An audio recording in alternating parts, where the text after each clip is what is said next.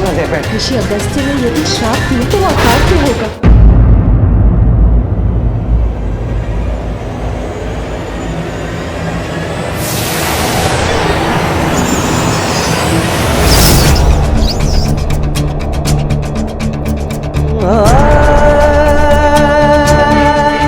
प्रतीत होता है हम दक्षिण की ओर पहुंच चुके हैं। मूषक जी, अब तो हम ऋषि अगस्त्य के तप स्थल के निकट ही होंगे ना? प्रभु, ऋषिवर के स्थान के जितना निकट पहुंच रहा हूँ उतना ही भयभीत हो रहा हूँ मैं। क्यों? आप क्यों भयभीत हो रहे हैं मूषक जी? प्रभु, ऋषि अगस्त्य का तपोबल, उनकी शक्ति तो विख्यात है। मैं तो पूर्व में ही मूषक हूँ, अब कहीं उनके शाप से मैं चींटी ना बन जाऊँ। मूषक जी, व्यर्थ है आपकी ये चिंता। ऋषिवर आपको श्राप क्यों देंगे?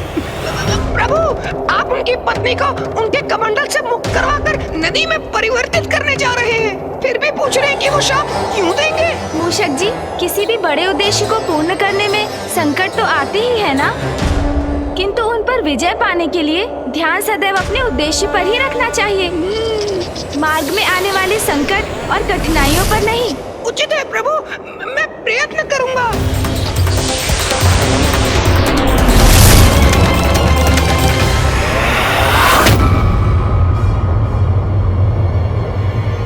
वो देखिए मूषक जी, हो रहे ऋषि अगस्त्य। प्रभु के कहने पर भी मैं भयमुक्त होकर ऋषिवर के निकट जाने का साहस ही नहीं जुटा पा रहा हूँ। मूषक जी, क्या हुआ? आपने अपनी गति धीमी क्यों कर ली?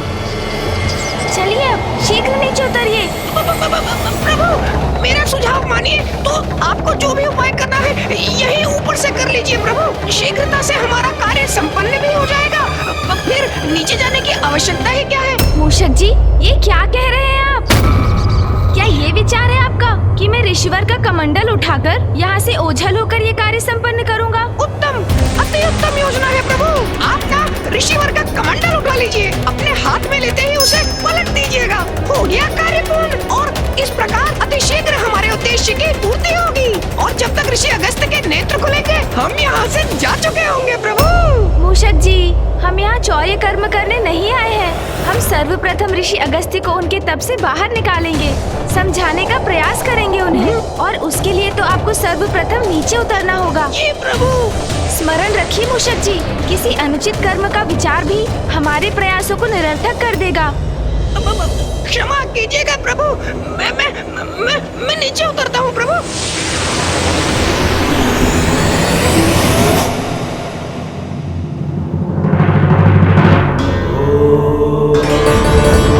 इतने दिव्य महान व्यक्तित्व वाले ऋषिवर अगस्त्य के दर्शन पाकर मैं धन्य हुआ आज।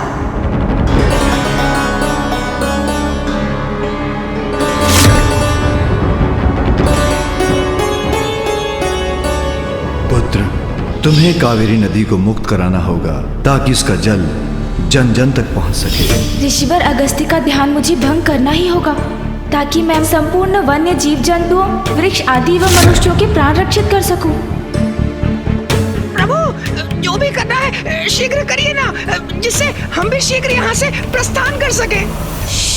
मूषक जी, ऋषिवर को उनके तप से बाहर लाने की उचित युक्ति का विचार करने दीजिए मुझे। युक्ति का विचार? अर्थात प्रभु, अभी तक कोई युक्ति, कोई योजना नहीं है आपकी? मूषक जी, बड़ी सूक्ष्मता से योजना पर विचार करने की आवश्यकता है, जो मैं करने का प्रयास कर रहा हूँ, और आप बार बार कुछ कहकर जिसमें बाधा डाल रहे हैं। यदि आपके पास कोई उत्तम योजना है तो आप क्यों नहीं बता देते मुझे, और यदि नहीं है तो मुझे शांति से विचार करने दीजिए। जी प्रभु। ऋषिवर का ध्यान कैसे भंग होगा? व्यवधान से प्रभु। व्यवधान से अर्थात? हाँ प्रभु, तीव्र वायु प्रवाह से आंधी उत्पन्न करिए आप। आंधी।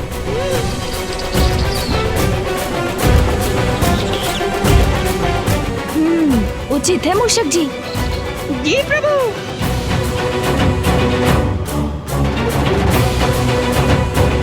क्षमा कीजिएगा ऋषिवर, किंतु मैं विवश हूँ।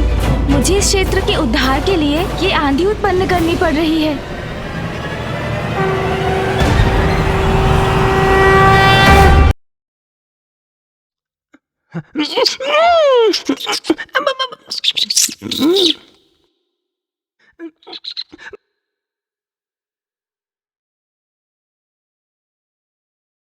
प्रभु तो आंधी उत्पन्न कर रहे हैं, किंतु ऋषिवर के नेत्र खुलने पर कैसा बवंडर उत्पन्न होगा किसे ज्ञात। छिपने में ही भलाई है।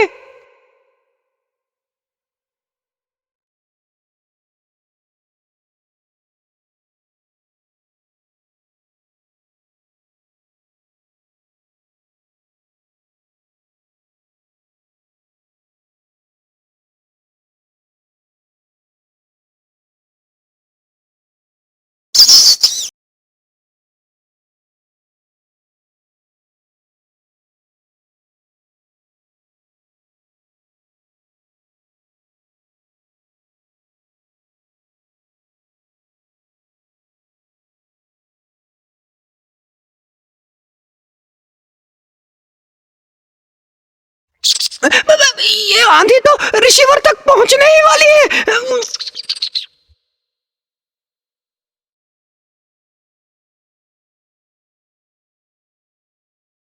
कहीं इस वायु प्रवाह की आंधी के स्पर्श से ऋषिवर के क्रोध का ज्वालामुखी न फट जाए।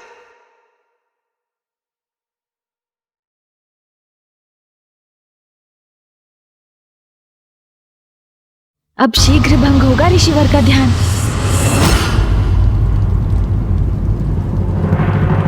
विश्वास है मुझे गणेश सर्व समर्थ, किंतु फिर भी मैं सशंकित हूं। कहीं उसके साथ कुछ अप्रिय न घट जाए। गणेश का यह प्रयास सफल होने से अनेकों चिंताओं का अंत होगा।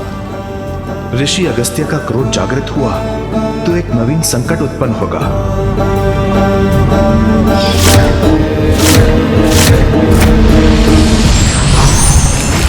कैसी विकट परिस्थिति है। किसकी अधिक चिंता करूं मैं, इस बवंडर के टकराव से ऋषि अगस्त्य के ध्यान भंग होने की, अथवा बवंडर द्वारा इस कमंडल के गिरकर उल्टा हो जाने की। दोनों ही अवस्थाओं में गुरुदेव, ऋषि अगस्त्य कहीं क्रोध में आकर गणेश को कोई श्राप न दे बैठे। तपोबल के धनी ऋषि अगस्त्य ने यदि श्राप दिया तो वह अकाट्य होगा।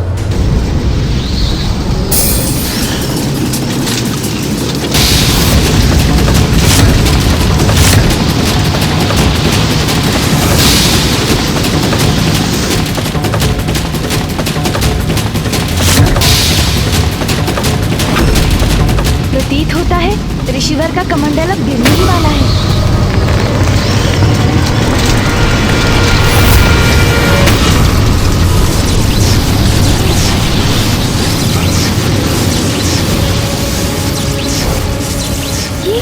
ये क्या हुआ? ऋषिवर के चारों ओर स्वर्णिम सुरक्षा का घेरा कैसे उत्पन्न हो गया? ज्ञात करता हूँ।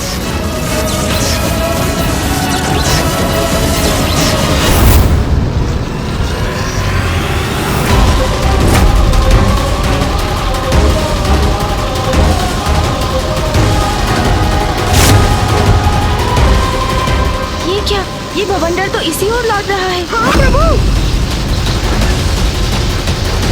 मूषक जी सावधान।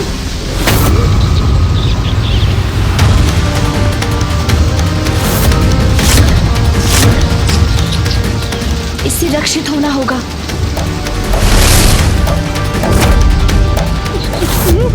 अब मैं कैसे बचूं?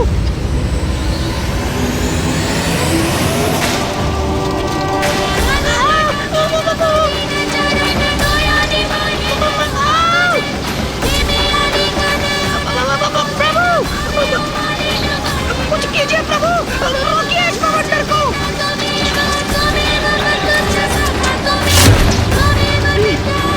इस बवंडर को आकाश की ओर धकेल देता हूँ मैं।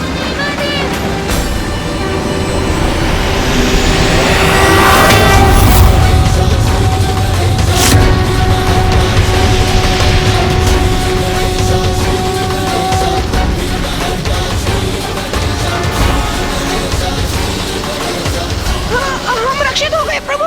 मूषक जी अब हम सुरक्षित हैं। अब ये वायु प्रवाह तो शांत हुआ, किंतु प्रभु,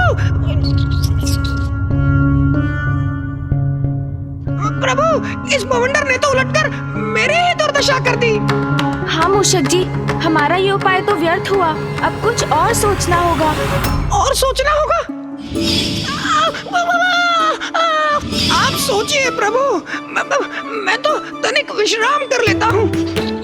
इन टहनियों के प्रहार भी विद्युत के प्रहार समान प्रतीत हो रहे थे मुझे। विद्युत, सुना ना आपने प्रभु, विद्युत। हाँ हाँ, आपने अभी कहा था कि जैसे आपको लगा विद्युत प्रहार हो रहे हैं आप पर। नहीं नहीं प्रभु, मैं ये कह रहा हूँ विद्युत का प्रभाव अवश्य होगा रिसीवर पर, उससे इनका ध्यान अवश्य भंग होगा। हाँ, कदाचित ये उचित रहेगा मूषक जी।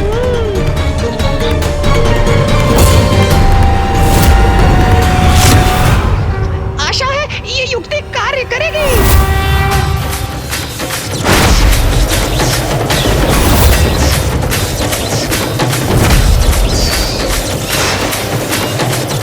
मैंने वायु का सुझाव दिया था तो विद्युत के समान प्रतीत हुआ था। अब विद्युत के सुझाव से कहीं अग्निबाण न हो जाए मुझ पर। मेरा तो छिपना ही उचित है।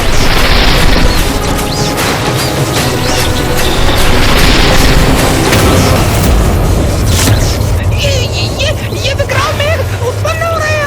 अब आकाश तो काले विकराल मेघों से घिर गया है। ऋषिवर तो अभी भी ध्यान मग्न ही है, किंतु उनका ध्यान भंग होते ही मैं भी संकट में पड़ सकता हूँ। मेरा इस वृक्ष की आड़ से स्वयं को सुरक्षित करना ही उचित है।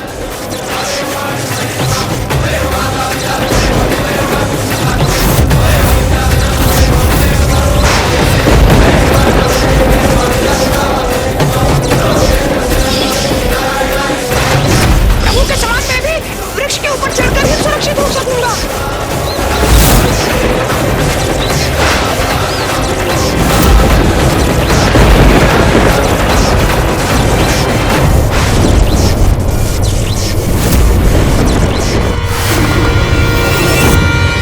ये गणेश ने ये क्या कर दिया? विद्युत के प्रहार से ऋषि अगस्त्य अवश्य क्रोधित हो जाएंगे। पुत्र गणेश, हमारी चिंता मुझसे व्याकुल कर रही है।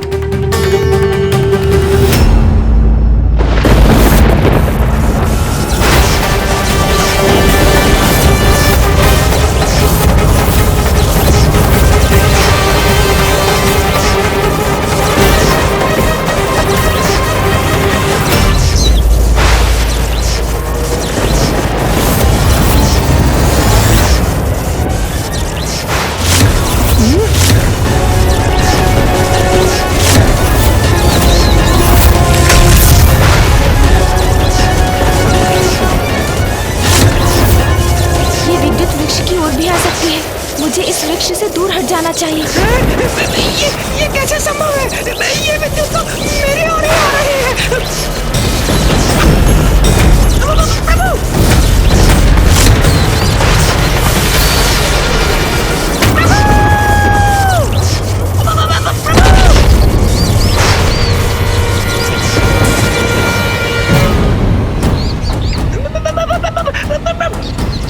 मूषक जी,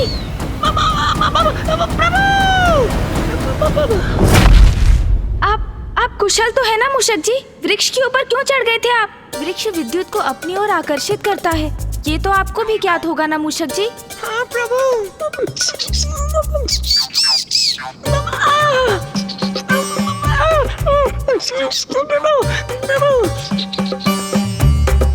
मेरा मुख, मेरा सुंदर मुख, क्या हो गया इसे? देखिए प्रभु, मेरी सुंदर मुख पर कैसी काली मां छा गई है। मेरी सुंदरता विलीन हो गई। नहीं मूषक जी, आप तो पूर्व के समान ही दिखाई दे रहे हैं। आपको तो कुछ भी नहीं हुआ।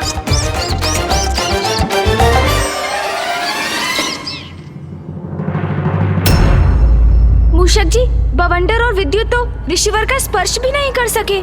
इनसे भिन्न कुछ और उपाय करना होगा मुझे। प्रभु गणेश की सारी योजनाएं असफल हो रही हैं। मुझे शंका है, कहीं उसकी योजना का कोई भीषण परिणाम न हो। कहीं ऋषि अगस्त्य अत्यधिक क्रोधित न हो जाए। गणेश की युक्तियां अभी तक गणेश ने अपनी बुद्धि से उपजी युक्ति का कहाँ प्रयोग किया है, और वही उसकी भूल है। बुद्धि का देवता है वो, उसे अपनी बुद्धि से युक्ति लगानी होगी, तभी सफल होगा वो। प्रभु, अब तो कदाचित भूकंप भी ऋषिवर को उनके तप से बाहर ला सकता है। हाँ प्रभु, मैंने विचार कर लिया है। नहीं मूषक जी, मुझे क्षमा कीजिए। मुझे ज्ञात है आप मेरी सहायता करने का प्रयास कर रहे हैं, किंतु अब नहीं। मैं आपके सुझाव लेता रहा, वो मेरी भूल थी, किंतु इस बार तो मैं अपनी बुद्धि की युक्ति पर ही चलूंगा।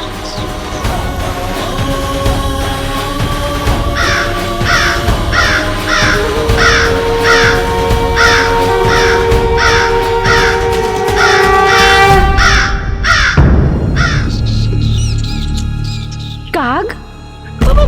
प्रभु! मूषक जी,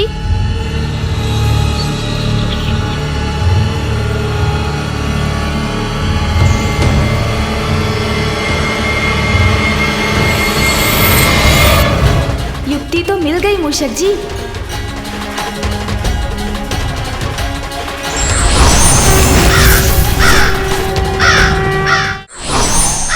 प्रभु! प्रभु! कहाँ उड़े जा रहे हैं आप?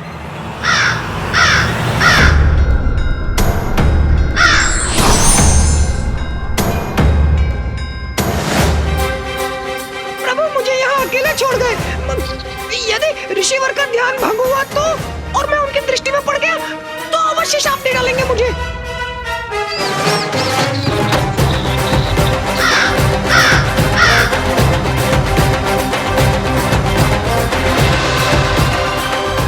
यदि मैंने ऊपर से कमंडल तक पहुंचने की चेष्टा की तो ऋषिवर का सुरक्षा घेरा अवश्य मुझे रोक देगा।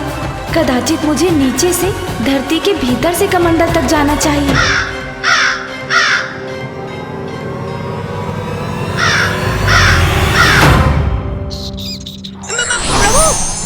प्रभु, आप लौट आए? हाँ मूषक जी, लौट आया मैं, क्योंकि मुझे आपको एक कार्य सौंपना है। आपको यहाँ से ऋषि अगस्त्य तक धरती में सुरंग बनानी है। सुरंग का निर्माण करना है ऋषिवर तक? हाँ मूषक जी, जिससे मैं सुरंग के मार्ग से ऋषि अगस्त्य तक पहुँच सकूं। विलंब मत कीजिए आप। जैसे आपकी आज्ञा प्रभु। यदि मुझे कुछ हो जाए तो स्मरण रखिएगा कि मैंने अपने प्राण न्यौछावर कर दिए अपनी स्वामी भक्ति में। मैं हूँ ना मूषक जी, फिर क्यों चिंता कर रहे हैं आप? आपको कुछ नहीं होगा, आप शीघ्रता कीजिए, अपना कार्य आरंभ कीजिए आप। जी प्रभु।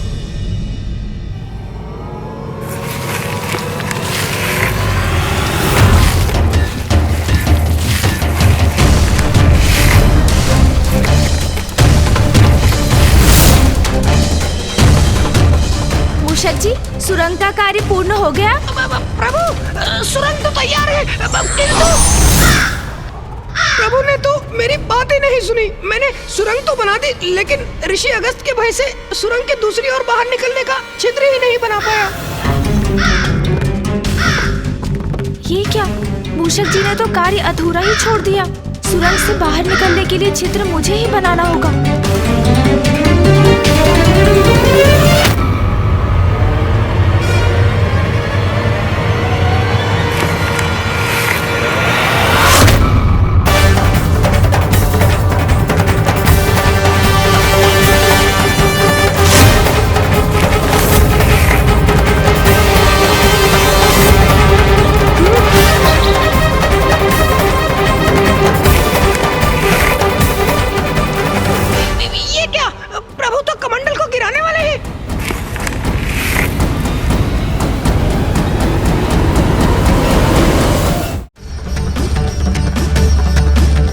ऋषिवर के कमंडल के गिरने से कहीं अस्त का अनर्थ न हो जाए। विलंब उचित नहीं, शीघ्रता करो गणेश।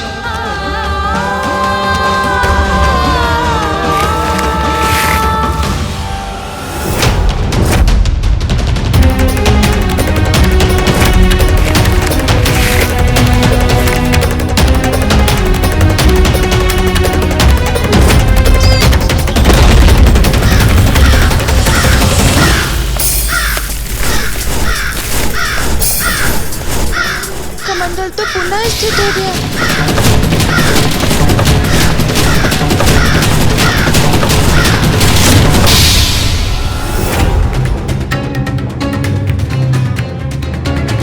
हाँ गणेश, यही युक्ति उचित है।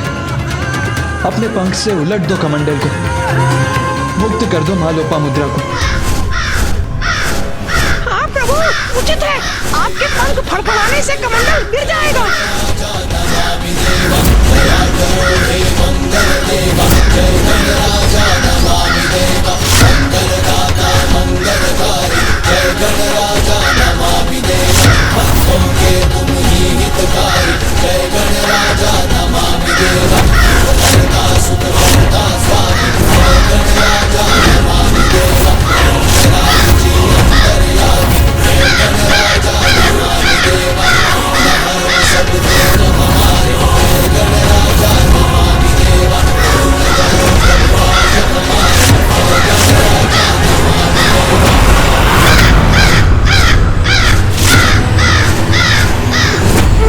ऋषिवर का ध्यान भंग हो गया।